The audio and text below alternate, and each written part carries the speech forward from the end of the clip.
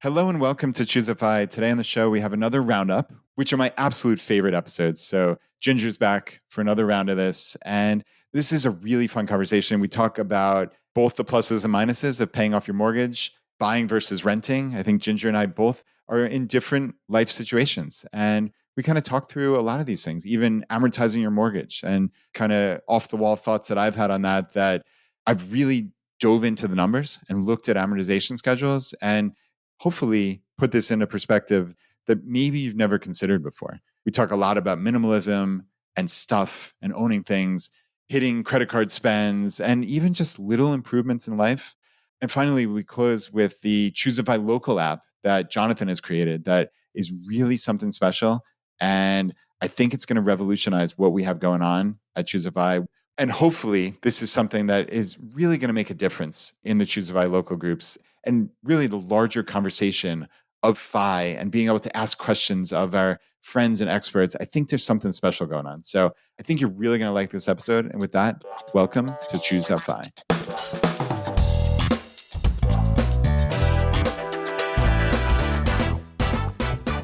Ginger, it is always good to see you. And these roundup episodes are a blast. So it's been a couple of months. How's it going? Oh, it's been good. It's good to be back on the show.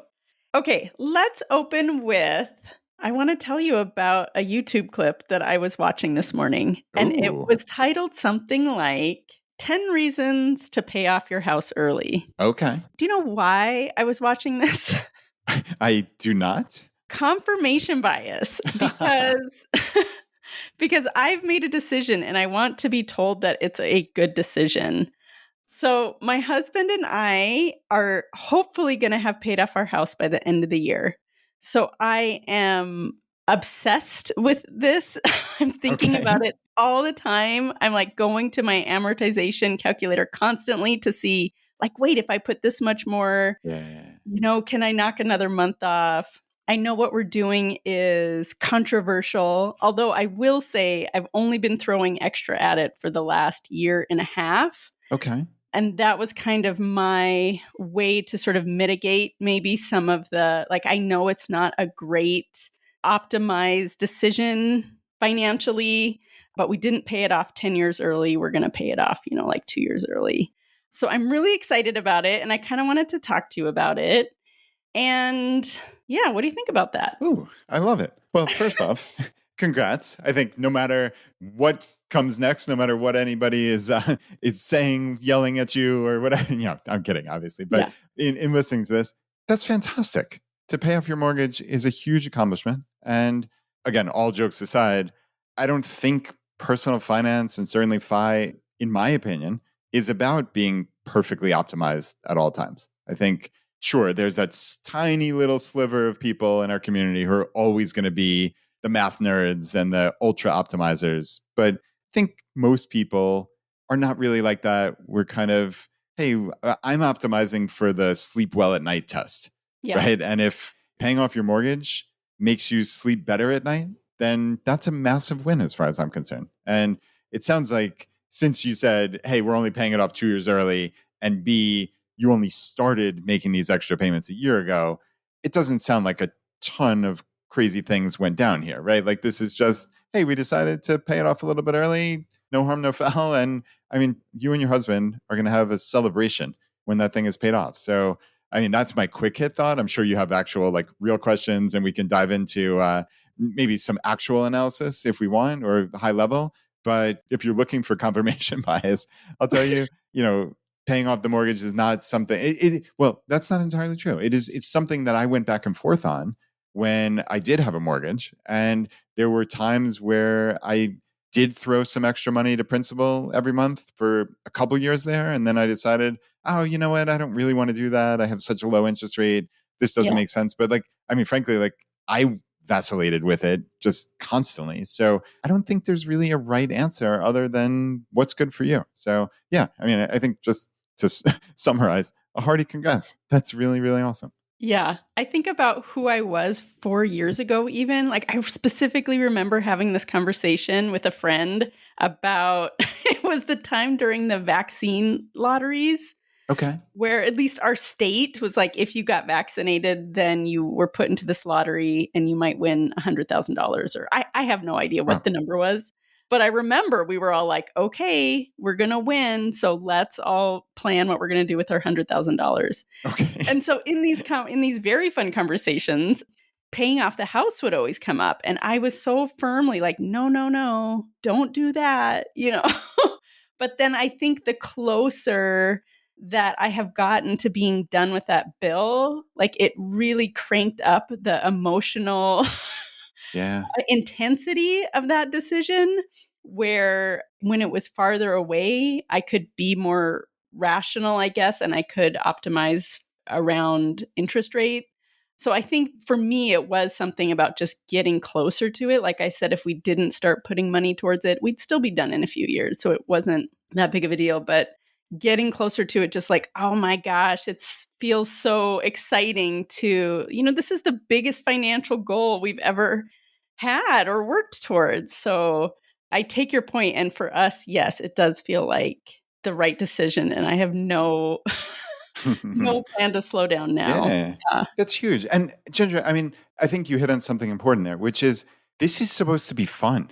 Yeah. This journey to FI. Like, I think that's what so many people from the outside of our community think, that we're these misers and we're depriving ourselves and we're unhappy and we're running away from jobs. Like, this is like FI circa 2013, but the financial independence community circa 2025, I think to me is about living better lives. And I think this whole journey should be fun. No part of it should we wish away in terms of, oh, I'm just cranking through this and just trying to increase my savings rate, and I'll wake up 5 or 10 years from now, and everything's going to be better. Like, I think we've all kind of realized that that's not the path to success. It's about trying to, for me at least, trying to simplify everything, trying to get everything on autopilot, trying to not let my brain get in the way of investment decisions, of savings decisions, of things like that. And then taking all that extra free time that I have now to experiment on what do I want my life to look like. Yeah. Right? Like, and if part of your fun FI journey is paying off your mortgage, then do it. That's phenomenal as far as I'm concerned. And so that's my like giving license to every single person listening to this is like, just you got to figure out what works for you. And don't listen to the naysayers or the people who say like, oh, that's not perfectly optimized. Like, who cares what's perfectly optimized? Just do what works for your life. And of course, you don't want to do stupid things, of course, but that's all like at the margin. At the end of the day, like just figure out what works for your life and just try to live a better life today, tomorrow, and all the tomorrows in the future. So yeah, Ginger, I'm glad you brought that up because I think like fun is a really important part of this. Mm-hmm. I thought it could be worth talking about too, because when we think about paying off the mortgage early, we talk about like, should I do this or should I not do this? And there's so many little steps in between that, like the weird thing that we're doing, which is, oh, once you hit 2 years to really speed it up. And I think I remember when you and Jonathan did an episode about paying off the mortgage early, you talked a little bit about instead of just like choosing either a 15 or a 30 year, in fact, to choose a 30 year, but pay it like a 15 year. And that's another one of those things that's like, that gives you another option, another way to think about it when maybe what you're optimizing for is safety, or maybe what you're optimizing for is freedom. Maybe it would be worth you kind of running through what that's all about. Yeah. Damn, Ginger, that's an incredible memory. And yeah, so I'm gonna do this off the top of my head, and I remember it well enough. But I have always thought, and I ran the numbers. I think a lot of people get confused when it comes to like the amortization schedule on their mortgage.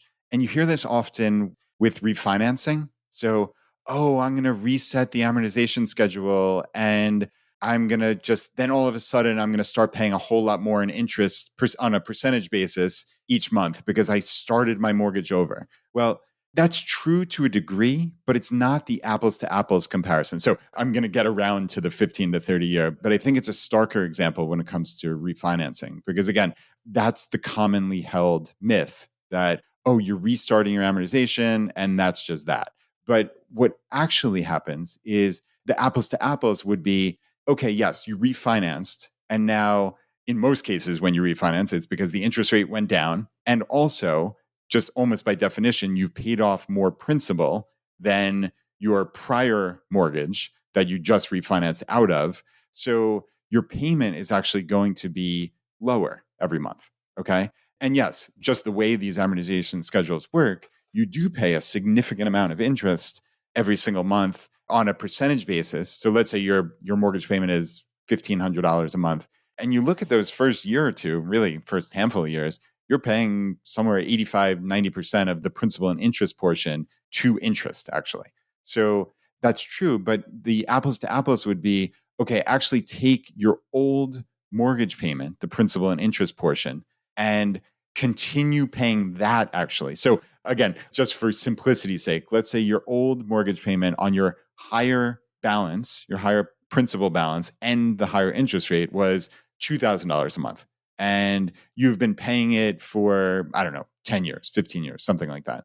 And again, when you refinance, now naturally the interest rate, you wouldn't do this if the interest rate didn't go down and that principal has been paid down for over those 15 years, your payment every month is going to be lower. Okay. So let's just say it went down, just again, totally made up. It went down to $1,200 a month. Well, the apples to apples would be to continue paying at the $2,000 per month that you were previously paying. And lo and behold, you would actually find that the amortization schedule is not only the same, but it's better than you previously had on your old mortgage because the interest rate went down. So actually the only important component there is since the interest rate went down, you're actually paying a higher amount towards principal every month. So you'll notice if you run this schedule and just do this, like, hey, I'm refinancing, but I'm paying that extra principal to get me back to where my old principal and interest payment was, my old mortgage payment, not including your escrow amounts for taxes and insurance. But if you just made it equivalent on the principal and interest, you would actually pay it off quicker. And now that kind of makes sense because, again, the interest rate went down. So, okay, that all said, and hopefully that wasn't too confusing. It's a little hard to do this, obviously, on a podcast, not seeing it on paper. But trust me, just like run a mortgage amortization schedule and just throw in your new amount. And even just to prove it out to yourself, keep the interest rate the same. Okay. And this actually gets us into that 15 versus 30 year. Keep the interest rate the same and just pay that extra principal that gets you up to where your old mortgage payment was. And you'll actually notice that it is identical in that case. You'll pay it off exactly when you would have paid it off on your old mortgage. But again, because in reality, the interest rate went down, if you're paying that extra principal, you'll pay it off quicker. So this is not a requirement. You don't have to do it, but it's just to prove to yourself that, oh, this is how that amortization schedule works. So it takes something that is very difficult to understand. And when you just see it on a mortgage interest calculator and a mortgage amortization schedule, it actually becomes clear. So now I'll take that to this 15 versus 30 year. My argument has always been that I would, for me, and of course I don't give personal finance advice, I just talk about like what I would do. I would always do a 30-year mortgage because using the same principle, the same concept, I can basically self-amortize my mortgage into as many years as I want to by paying extra principal. So I think a 15-year mortgage or even less, some people do a 10-year mortgage. Like I think that cuts you down on options because it contractually locks you into a higher payment every month. Okay. Let's just say something went wrong. You lost your job or something. Like, do you want to be contractually locked into a higher mortgage payment? No, I don't. Not when I could have basically done this on my own. Now, naturally, you are going to pay, and this is the opposite of the example that I just talked about with the refinance. What you do pay extra is a tiny little interest rate premium. So you're going to pay a little extra in your interest rate. And that to me is the cost of doing business to have this extra flexibility. So again, to prove it out, you can just run side by side. And let's just say, again, to prove it, just keep the interest rate the exact same. Okay. Just make it up and say it's a 5% interest rate or even prevailing, whatever, 7%, and throw in your numbers. So throw in the principal amount of my mortgage, let's say is 300,000. I'm doing it at 7% interest. And then you put in the years and do 15 years and figure out what the payment amount is. do 30 years and you get the payment amount. Okay.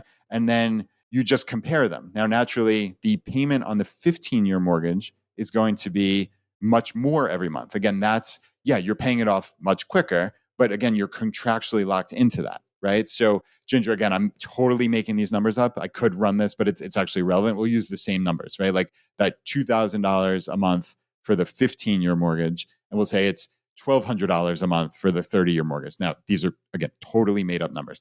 So now that's an $800 difference, right? So what I would say is, again, to prove this out to yourself, go into this mortgage amortization schedule and do that 30-year, but then pay $800 a month extra on your extra principal every month. And you will find that it is paid off in exactly 15 years. Okay. So there's no secret here. There's no surprise. Nothing crazy is happening. You're self-amortizing it into a 15-year mortgage. You could self-amortize it into any number of years that you want.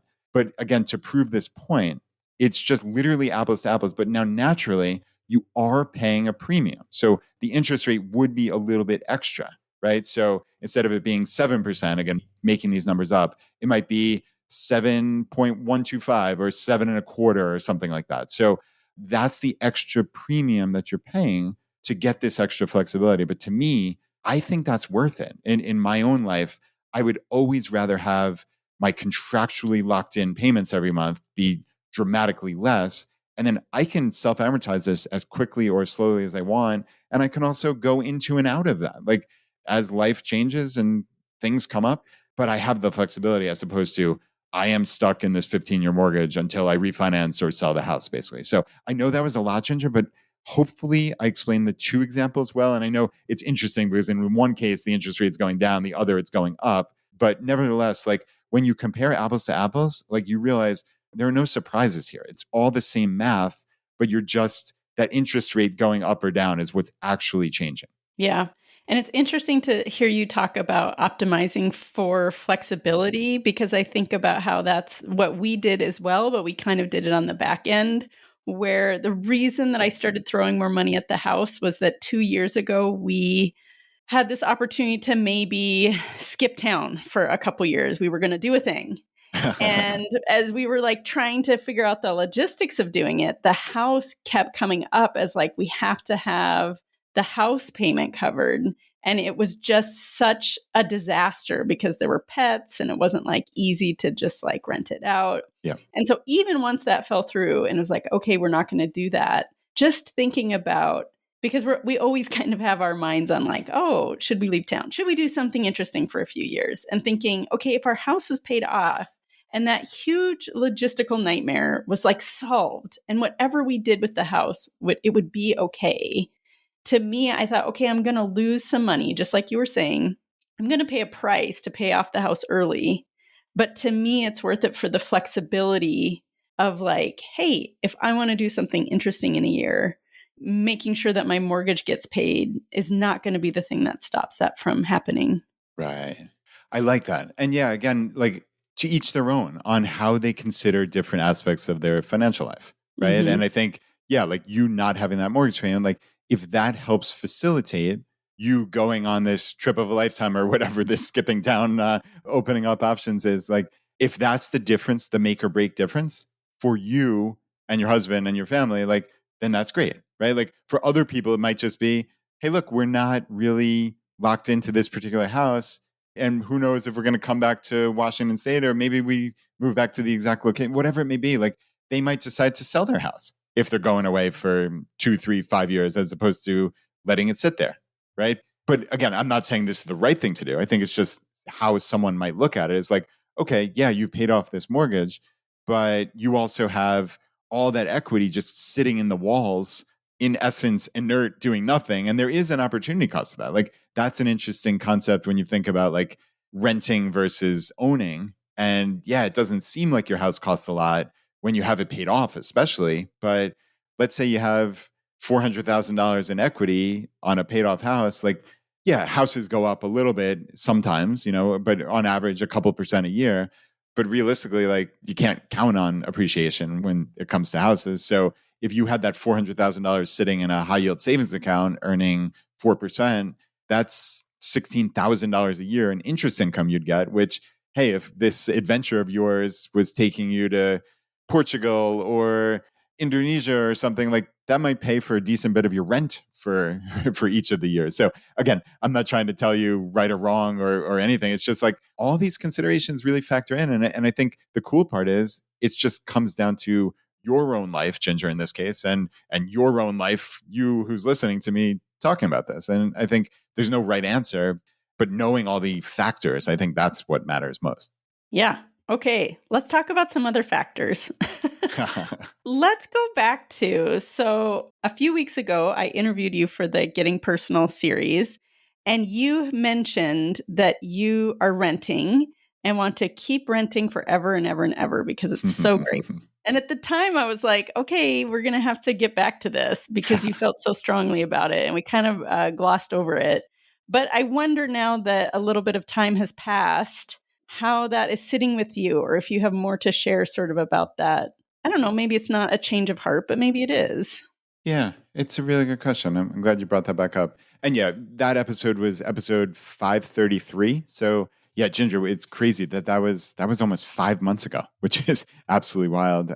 And yeah, I did talk about some really personal things on there, especially some changes going on in my personal life. And I wanted to just first off say a huge thank you to all the people, the outpouring of kindness and compassion that people showed me after that. I was frankly, just pretty worried about talking about something just so intensely personal on the show. And I mean, goodness, you all just really, really came through in just a beautifully human way. So yeah, Ginger, thank you for facilitating that conversation first off. And thank you to everybody listening who was just incredibly, incredibly kind. That meant more to me than you'll really ever, ever, ever know. So yeah, as part of that, I talked about not living in the house and the mortgage that I've had, and moving out and getting an apartment where I am now renting. So that's what Ginger was talking about there. And yeah, Ginger, I mean, it's certainly the change of heart part is an interesting thing. Like, and also let's be clear, because I think I saw a lot of posts in the Facebook group about this, like, oh, is Brad saying you should only rent, or that this is the only thing, or this is what he advises? And of course, I'm paraphrasing very loosely there, but let's be clear, it is absolutely not the only way to go. It's not even necessarily the best way. Again, like, I hate to keep saying this, but like, this is really personal for your life. And I think owning a home for many people, to me most especially, like, it was always about stability. So owning my home, I always believed was a suboptimal financial decision, but a positive decision for my daughters and the continuity of schools, the continuity of just having a home that they knew and loved, and having neighbors and friends in the area. Like, that was why I always thought owning a home was a great decision. But for me, it was never about the personal finance aspect of it, or being like a great investment or anything like that. Like, I think that's frankly total nonsense. Just like, as part of popular culture, like, your home is your largest asset and blah, blah, blah. Like, yeah, I think for regular people, like, it's for savings.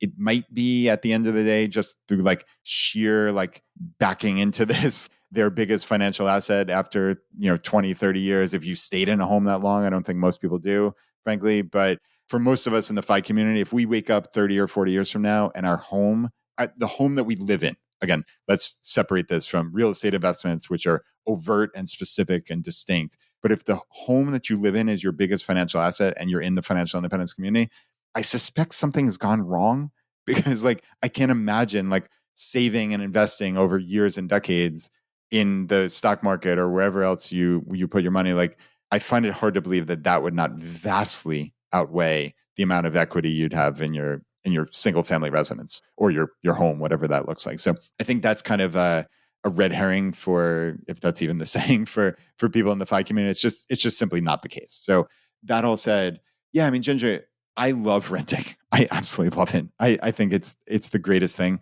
I think I've been moving my life towards simplicity. I know I've mentioned that repeatedly.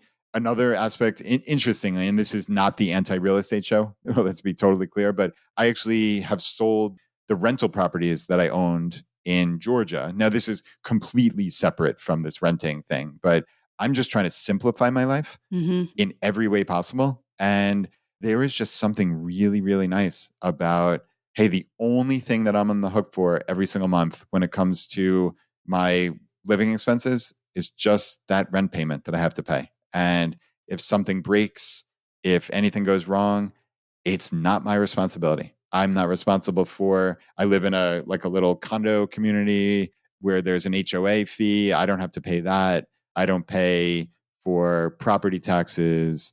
I don't pay anything. I just pay this one monthly fee and it's fantastic. Like in terms of optimizing for simplicity, it's really great. And I think, frankly, like I think it's a better financial move for me as well. If I thought it was a better financial move to own, I probably would consider it. But yeah, I feel like I'm coming out way ahead. Are there things about renting that are unexpectedly harder than you thought they'd be? Ooh, no. As of right now, in my particular case, no. I guess maybe at the margin, because it's not my own place, I can't really. I mean, well, that's not true. That's a limiting belief. I was going to say I can't really make upgrades or changes, and that's just false. I could, but I'd be doing that into someone else's place, right? Like I could move out of here a year from now, or 6 months from now, or who knows, 5+ years from now. So one of the only negatives in my particular unit that I'm living in is there's only one HVAC unit and it's a 3-level place. So the climate control leaves a little bit to be desired. And I've been working some ways around it, but I noticed like the sliding glass doors out to these little deck and patio that I have on 2 of the levels, they're really not great. And if it was my own place, I would probably replace them. And I don't know how much a sliding door, be 1,000, 2,000, something like that dollars, right? But I could actually do that. I could pay for it out of my own pocket, but I'd be giving it as a gift in essence to the landlord. But I could make that decision, right? Which is interesting. But yeah, like that's something that I'm probably not prepared to do because I don't know exactly how long I'll live in this unit. So yeah, I mean, there's some stuff like that. Like, do I really feel like painting the walls when I'd have to probably repaint them or pay a fee for? So like, yeah, you do give up some of the personalization, but again, it's just at the margins. And at the end of the day, it's just money, right? Like, what are they going to charge me? Like, even if I painted the bland walls into a nice color, like maybe they actually like it better and they just leave it that way. Like, it might actually be a positive for the homeowner or the property manager. I don't know. It's a question I could ask. But yeah, I mean, I think the scary part of renting for me is, again, that lack of continuity, which is why I don't think I ever would have done this, even though I talked about on the podcast certainly for years about, oh, I'd love to rent. I think it would be great. Like I just could never do that to my girls, like make it so like our fate was in someone else's hands, right? In terms of like, hey, if the owner of the home decided to sell, like we have to look for a new place. And that wasn't what I wanted for my daughters. Whereas this is just me in this place. And like if the homeowner decides to sell it because it's just not working for him, I can find another place really, really easily. So I'm not worried about that. So that issue has been mitigated, but that's always hanging over my head that like, yeah, they might just decide not to renew. They might sell the place. And while I probably plan to be here for 5 more years, at least until my younger daughter graduates from high school, like, yeah, I might have to move. And that's a cost, obviously. And it is what it is. But yeah, that's kind of the only negative I've found. Yeah. I know we talked last time about sort of minimalism, and maybe even I asked you, how long would it take you to pack up your place? But one thing that happens when people go to a new place and they are purging their stuff is that they get into this new empty place and they end up buying stuff. They end up filling the space. Have you noticed that happening at all? No. Well, yes and no. I mean, I guess, yeah, it would be ridiculous to say no because there obviously was an expense, right? So this is a 3-bedroom place. My daughters each have their own bedrooms here for when they stay with me. And yeah, I had to go out and buy beds for each of them. I had to buy desks for when they do their homework. I had to buy nightstands and lamps and all that. Like, there certainly is an expense. And then, yeah, I had to buy a chair or two for the living room. We have a second area downstairs in the basement. Like, I had to buy a little bit of furniture. And frankly, like the other cool part is like, I don't care about this stuff at all. So yeah, Mhm. like you jokingly asking like, or we talked about like how quickly I could get out of here. Like I own virtually nothing at this point that I actually care about. And again, with the minimalism and simplification, like I love that. Like I could probably recreate my entire wardrobe in 15 minutes on Amazon. Like I know the exact shirts, like the exact Under Armour shirts, the soccer t-shirts I have, the exact shorts, like it's all in my Amazon account. So like Ginger, it's pretty wild. Like in this day and age with a password manager on your computer and Dropbox and your phone and a passport and some credit cards, like you don't really need anything. Like I could get on any computer I need to. I don't need like my setup. I have some lights for the podcast. I have a microphone, but I could just buy all that stuff really easily. Like it's actually really liberating to just not own anything that I really care about. So like, yeah, I'm not going to like trek that furniture around the world with me. Like I don't care about it, want to know it. I'll sell it. I'll donate it. I'll leave it in the place if they want it to be furnished. Who knows, right? But like, yeah, I really have been pretty good with not filling it up with like unnecessary things. I think Yeah. there's always the level of necessary, like I needed to buy stuff for my kitchen. I needed to get a whatever it is, an air fryer, a microwave oven, whatever, fill in the blank, a Keurig machine. But yeah, other than that, I've done a pretty good job. I think it's a really interesting framework that you've laid down, and I want you to write a book about it. And here's the conceit, right? The idea, like we've all heard this idea, get rid of everything except for the things that you care about, that you're really deeply attached to, the things that bring you joy. But your book is going to be get rid of everything you care about so that the only things that you have are things that you can easily walk away from. Yeah. I love that. Oh, that's cool. Yeah, I like thinking about it. Yeah, it's like I don't know if it's Buddhism or meditation or whatever, but like it's like a total detachment from stuff.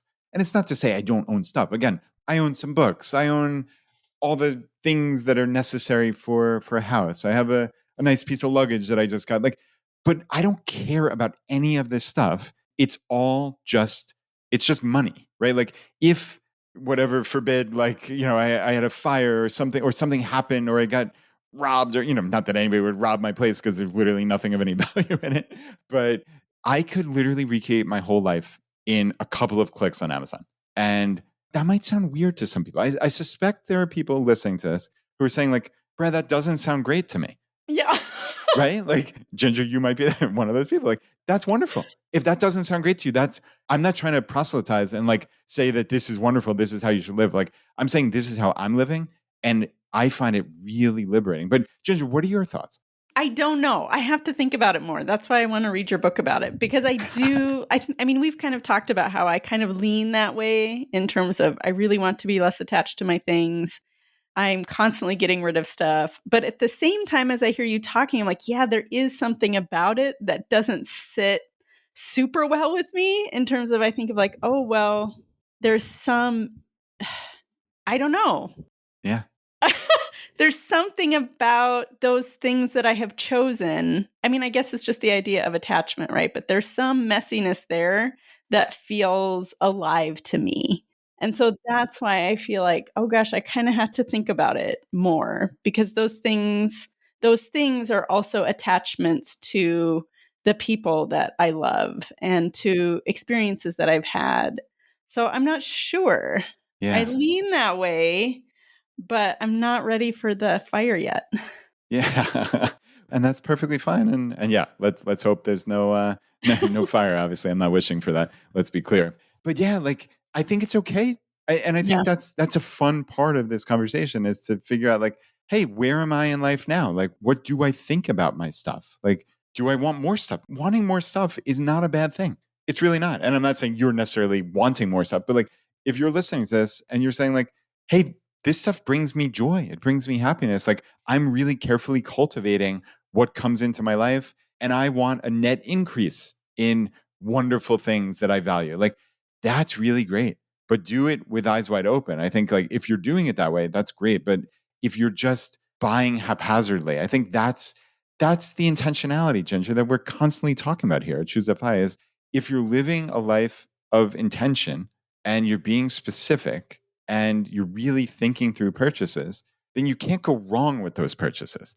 I think my issue is with people unconsciously just purchasing and doing it to fill some hole that it's not really filling. And it's not to say there aren't things that I wouldn't rebuy. Like I'm not advocating that. I'm not advocating that like I want to keep culling things down, or that I wouldn't rebuy things if I lost them. Like I've said repeatedly, like for some bizarre reason, like I love noise canceling headphones. I have these Bose ones. I'm not saying they're better than any other brand, but I just really like them. I forget they're probably $200 to $300. If I lost them, if they broke, I would buy them in a heartbeat. I wouldn't even think about it. And they just bring a lot of satisfaction to my life. It's like I always joke when I turn that button on and I get the noise canceling. It's like lying in a meadow. Like I just feel like this sense of like peace and serenity. And it's maybe it's like quiets the noise in my head or the ambient noise around that just like really gets to me. But that was a great purchase. I'll make it again and again and again. And I think that's a cool aspect of life is like, hey, what are those things that are important? What are those things that, like going back to Marie Kondo or Marie Kondo, which would be the Japanese version, like what brings me joy? And I don't know, especially even for clothes. And I'm not like a fashionista by any stretch of imagination, but like I've pretty much culled almost all of my clothes at this point. And I just wear things that I really love, that fit me well, that are comfortable, that are nice material, even if it's a little expensive. Like when I went traveling, when I went to Indonesia, when I went to Bali and Singapore, a friend of mine, Samantha, talked about merino wool and these t-shirts that are just really great for hotter climates. And even though wool doesn't normally connotate like, oh, I'm going to wear this to a 95 degree Singapore, but she convinced me and I think I bought 4 of them. I subsequently bought 2 more long sleeves, and these things aren't cheap. I mean, I think most of them cost like $100 per, but I wound up getting a different brand that were maybe $40 or $50 per shirt, which is not inexpensive. But Ginger, these are fantastic. I wore them and they are wonderful travel shirts. They're great shirts to even wear around town. Like they look nice and they fit great. So I can wear them to maybe even not formal occasions, certainly, but like out to dinner or something like that. Even though it's a t-shirt, it's a really nice thing. And like, again, there are 5 people in the old days, certainly, who would bristle at, oh, you spent $50 or $40 on a shirt. Like, come on, when you can get free t-shirts at FinCon or wherever it is. Like, but I mean, like, that's not the life I'm playing at this point. These are really wonderful things, and I'd rebuy them in a heartbeat also. Okay, so you also mentioned in that previous interview that you're just sort of spending less. You said, my life doesn't really cost that much. And it makes me think about, okay, that's the case for a lot of us. We really tried to get our expenses down. I am currently trying to make my $5,000 chase spend to get my 100,000 points. I bet a lot of listeners are in this process right now. And it's a little bit higher than it used to be. I mean, I haven't obviously done the bonus for 3 or 4 years, whatever that thing was. Yep, 4 years. And so I'm like, oh, spending $5,000 on a card is a little bit harder than I anticipated. And I kind of have a solution that I'm happy to share. Ooh. But it brings up this point of like, oh, is this a mistake? Do we end up actually spending more when we're using credit cards, and especially when we're trying to meet a minimum spend? What do you think of that? Yeah, Ginger, that is a really good question. And actually, Sean wrote in about this, actually, looks like late last year, talking about like behavioral economics and do we wind up spending more on the credit card than we would if paying cash? And yeah, it's an interesting one. So first, right, like you're talking about a travel rewards credit card that you opened up recently that you have to hit this minimum spend, and it's fairly considerable. So you said $5,000 in 3 months, so it's like what, 1667 per month on average. Now, for anybody who's getting into travel rewards cards, the way those bonuses work, you usually hear something like that, like spend $5,000 in the first 3 months and earn this bonus, whatever it may be. And how that works, again, like it's not that you have to hit exactly that amount of money or the 1,667 a month. Like if you had a $5,000 purchase that you put on the card 2 days into it, that would trigger that bonus at that point. You'd get it for most cards, you'd earn that bonus then at the end of that first statement close. So also the other thing is, let's say you put $2,000 on the first month and then you paid it off, of course, on time and in full that month. And you want to do that every single month in your credit cards or travel rewards makes no sense to pursue. It's just that $5,000 cumulative. So it's not like you have to carry a $5,000 balance, like you're going to get hit with interest or something. It doesn't work that way. You put $2,000 on the first month, $2,000 on the second month, you're up to $4,000 cumulative. Then when you hit that next 1,000 in that third month, then you've reached that bonus requirement and you get it from there. So Ginger, always just important to kind of hit the highlights of the old school stuff. Mm-hmm. But yeah, I mean, listen, I think just the practical reality of life is retailers, and certainly with how easy Amazon is, man, cutting the friction, yeah, it makes your life easier, but it does make it a whole lot easier to just buy things. And I don't know if I can intellectually 100% honestly say, like, if I had to actually shell out cash, that I would have made 100% of the purchases that I made. Mm. Right? Like, I don't think there's any way that I could very honestly say 100%. I'd like to believe that I would make 90+% of the same purchases, but unless you ran that side by side, it's just hard to know. I don't think I make a ton of just like wasteful purchases, but I do spend a lot. And frankly, you might even be able to make the counter argument that because a lot of us in the FI community are maybe have a tendency to be a little too frugal, and this might be a stretch, Ginger, so I'd be curious of your opinion on this random stretch that I might have here, is that like, because a lot of us are too naturally frugal, that we might not spend enough, especially on things that might add value to our lives. So like, I'm really into health and fitness and optimizing my sleep specifically. So I just got one of those, the Whoop band. And as I often do, I was listening to Tim Ferriss, and he had an episode with Kevin Rose recently. He was talking about, like, Kevin was talking about some kind of nose spray that like helps cut down on like catching viruses and such. And like, okay, like, does it sound a little kooky? Yeah, maybe. But like, it was $20. And I'm like, I really care about my health, and I don't love going to conferences or FI events and worrying that I'm going to get sick. Like, maybe even just as a placebo, it would be worth the $20 that it cost me. Like, would I have paid that if I had to shell out $20 in cash? Yeah, I probably would have thought about it a little more, or I would have instituted something like that 72-hour rule that Liz from Frugal Woods talked about way back when in 2017. So yeah, I mean, where do you come down on this? Okay, I think I'm the opposite. Because cash is like not as real to me. It's this piece of paper in my hand, and then I give it away, and then it's gone. Whereas a credit card is the story of how I spent my money. Oh, so literally the trail Yes. of it is the story. Okay. Yes. And so I'm less likely to spend money if I know I'm going to have to like contend with this later, in terms of not paying the bill, but in terms of like, oh, well, when I look back at how much I spent at the coffee shop this month, it's embarrassing. Versus if I just grab cash from over the fridge and buy a coffee, that's like nothing. There's no evidence of anything happening to myself.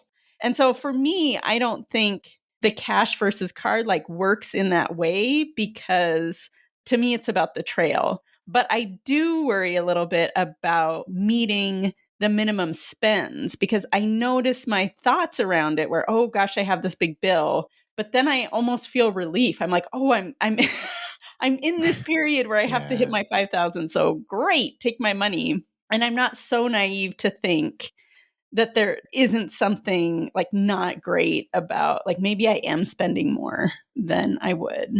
Yeah. And you might be. And yeah, I think we need to be careful of that, right? Because like, clearly this whole travel rewards thing, we talk about free travel or close to free travel. If you are spending extra money to hit the bonuses, then this is very clearly not free travel. So something I've done, and there are some stipulations around like what you can and can purchase in terms of like gift cards. So I'm not advocating like going out and buying gift cards, but like, I've even like preloaded my balance at Amazon by buying $500 or something like that. Like, if I was fairly close, like, you can actually just buy your own gift card, like basically top up your Amazon account. So I've done that before. Sometimes you can prepay some things. Like, that's another nice part about being in the FI community, is a lot of us have some assets. I think most of us have some assets where even if it's you're just getting started, like, you're in a position where you're not worried about cash flow so much. Like, you can make decisions from more of a place of power. And I've always found this to be like a really unsung aspect of like the benefit of FI, is just by virtue of, again, we're not living paycheck to paycheck. Even if you're just a year or so in to your FI journey, or even months, depending on your income and your savings rate, like, even if you're starting from zero, you might now have a couple $1,000s in the bank, or 5,000, 10,000, whatever it may be. Like, you're not so worried anymore about, hey, am I going to have enough money to pay when the electric bill comes out or the mortgage comes out? You can actually make decisions from a place of strength. And yeah, just not having to worry about timing has always been a nice thing for me. So like if I see an amazing deal on something, like the joking example I always used to use was like aluminum foil, which again is silly, but like if you find some non-perishable and like just some amazing deal somewhere and you know you're going to use X amount in a year or two, why not buy a year or two supply? And now naturally you can't do that with everything, Ginger, right? Like you don't want to have your house look like a hoarder's palace. So I'm just talking like at the margins, like you can make decisions from a place of strength where what actually matters is the value and the deal, as opposed to, do I literally have enough money to pay for this based on the check that's coming in on the 15th and 30th of the month and the money that's coming out otherwise. And it sounds like a little thing, but I think the psychological satisfaction of that is huge. And yeah, like something like that where I just kind of top up my Amazon balance a little bit at the margin, like that's a nice thing because I spend a decent percentage of my expenses on Amazon. And I know I'm going to go through that, whether it's a month, 2 months, 6 months, a year, I'm going to go through it. So it's not like all that I'm foregoing is just like the interest that I would have earned on that little bit of money, which is essentially negligible, right? So that's kind of at least a cool rethink from my perspective. Yeah. I would add two little tips to that. So another way I think to think about it is instead of waiting for the optimal card bonus, instead to time by your big expenses. So I've definitely had some times when it's like, oh, we're about to throw down so much money for summer camp, Yeah. or, oh gosh, we're getting a water heater. Or when we got our roof, I was like, okay, it's time to open a card because I know that I will instantly meet that spend. And so maybe it wasn't the time of again, it wasn't optimizing. It wasn't the time of like the absolute best card, but that can be a way to kind of hedge for that. Yeah. And then here's another idea I have. I don't know, people might not like it. I'm going to share it anyway, which is, okay, my husband and I put aside money every month to give to charity, but we don't give it out every month. And so it builds up, right? Until we decide like, oh, okay, we're going to make this donation. And I've always had in the back of my mind, like if I'm $500 short, I'm probably going to give this to Give Directly anyway, which is a great charity you should go check out, right? So I'll just do that now, right? Like as a backup, I can always just make a charitable donation. Now, I get that maybe that's like, to me, that's great because I'm going to give that money to that charity anyway. So it doesn't really matter if that happens this month or next month. But I could also see, hey, maybe this isn't great because you could probably put a debit card in and then they're not having to pay the extra $15 or whatever. So I get that you're not optimizing for the charity in that way if you're paying for a credit card instead of a debit card. Although, do they still have to pay the fees for a debit card? That's a good question. I do not know. Yeah, that might be true. And if that is the case, then whatever, use your credit card. But I think it's always been a nice safety net for me, knowing like, oh, I'm not going to feel pressure to make some purchase that I'm not ready to do, because I always know if I don't meet that spend, I'll just give some money away that I was going to give away anyway. Cool. I like that. I like that a lot. Yeah, really good tips. I don't think anybody's going to get mad at you. So don't worry. And yeah, I think what's kind of fun, and we've been talking about minimalism and looking for these little improvements. Like I would kind of challenge everybody out there listening is just look for little ways that you can improve your life. Like look for little pain points. And again, the journey to FI is not only about the money. Like to me, it's about just living a better life. And I just look for like little ways, little things that annoy me in my own life. And I'm not looking for the negative. I think that's a bad way to go through life, but just like, what are little things that I can improve on? Like just even tiny things. Ginger, this is going to sound so silly, but like I used to carry around a wallet with a whole bunch of cards in there and it was just annoying. And really in this day and age, like I'm not carrying around cash. I haven't had $1 in cash in a very long time. And all these cards were just taking up space. I think now I added like a little magnetic tiny little wallet to my phone, and I just have in there one credit card, my driver's license, and my insurance card. Though frankly, I could put my insurance card, I could put a bunch of that stuff in Google Wallet or Google Pay at this point, or I guess, people with Apple can do Apple Pay and such. But that Google Wallet is also neat. Like I was able to put my AAA card in there. You can put a ton of different things and not actually have to hold these. But I even think of it something like my library card. Okay, I've been schlepping this thing around for forever in my wallet. And how often do I go to the library? Even, I go to the library a decent bit for most normal people, but I don't go that often. If I go once a month, it's a lot. So what did I do? I put it in my glove compartment. I put it in my Oh. glove box in my car because literally every single time I go to the library, I have to drive myself there. So I just grab it. And at my new place, like when I check my mail, it's outside and it's a little ways down the road. So I have my key for the mailbox in my car also, because invariably when I'm going to check the mail, it's when I'm just getting out of my car. So I leave that in there.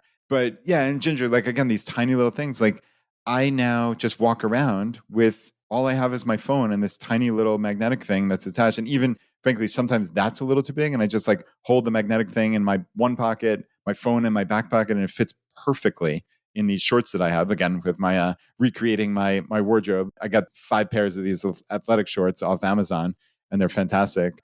And even like I optimize for like, oh, how does my phone fit in the pocket? And it fits fantastic. So again, these are all silly things. And I suspect like somebody's rolling their eyes. They're like, oh, this is what he's thinking about. Like, this is how, oh, poor me. Like, my life is so difficult. Like, and I'm not arguing that. I'm just saying, like, I'm just looking for these little improvements. And like, what are just little tiny pain points in your life?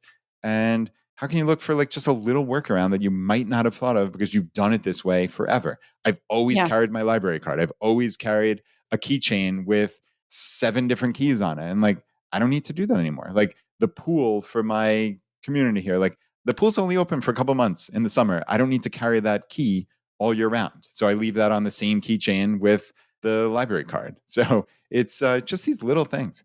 I love this. I think it ties back to what you said earlier in the episode when I was talking about paying off my house. And you said, well, yeah, this should be fun. And that's totally the reason that we're doing that. Like, it is really fun because we haven't been at a place in our life where we've been able to do something like this before, where we've had enough extra that we could just throw it on the mortgage and that we could make that choice, and that it could be for a goal that is really close, that we can really see. It is fun. And I think that's kind of what this community is all about, right? So even the small stuff, right? We're trying to have fun. Yes, we are trying to have fun. And yeah, Ginger, I guess kind of in closing, a fun thing that's going on kind of behind the scenes here at ChooseFI is Jonathan, my old co-host here at ChooseFI for the first 5 years, co-founder of ChooseFI. He has been creating something really amazing at our website, and hopefully will be an app pretty soon. And it's basically what we've always had, these Facebook groups. For like the main Facebook group on ChooseFI has, I forgot, it's something like 120,000 people. And we have all of our local groups on Facebook. And that's been a source of frustration for a lot of people who frankly don't want to have anything to do with Facebook, never get notifications because Facebook throttles so many posts and such. And Jonathan's built what he's calling our ChooseFI local platform. And it's really more than that, frankly, and it will become much more than that. But that's the easiest way to think about it right now. And we just passed 10,000 people who signed up for this. So it's still a tiny fraction of the 120,000 who have been on Facebook, but now that's naturally over 8+ years. But if you're listening to this and you have not signed up for it yet, we're not trying to sell anything. Of course, it's free, just like everything at ChooseFI. Just go to ChooseFI.com and right smack in the middle of the homepage, create your free account. Then there's login for the next time you want to come back. And the cool thing, Jonathan just created and literally just sent out as we're recording this, the first weekly digest. And what's neat is you'll get an email every single week and it will show all your local events and all the activity in all these threads of, hey, I posted in there and these are the replies I got that I might not have seen. Like, Jonathan is a wizard with technology and he's now able to personalize all these emails. So you're going to see what's going on in my ChooseFI local group. And really, my ask to you, if you're listening to this, is if you haven't signed up and you're a part of the ChooseFI community, now is the time to stand up and be involved and just literally sign up for this free account. And hopefully, if you're not seeing any local events in your area, then you can stand up and create some. You can get in touch with the local admin of your local group who, frankly, like, well, yeah, we've gotten in touch with the local admins. Like, when they see that people are on this, they're going to be incentivized to get off of the Facebook group and come to the ChooseFI platform. And the cool thing is, even in 2025, Ginger, and this sounds crazy, like, email is the best way to get in touch with people, certainly people in our community. And when a ChooseFI local event is created in your area, you will get emailed. So you're not, again, beholden to the stupid Facebook algorithm where maybe you see 1% of the events that are created. You get to see every single one and you can respond right there in your email. Jonathan created this so you can RSVP right there. You'll get reminder emails. Again, you'll get this weekly digest that'll tell you what's going on. Like, you will never miss a local event ever again. And really, now this is behavioral of like, we all need to make this a success.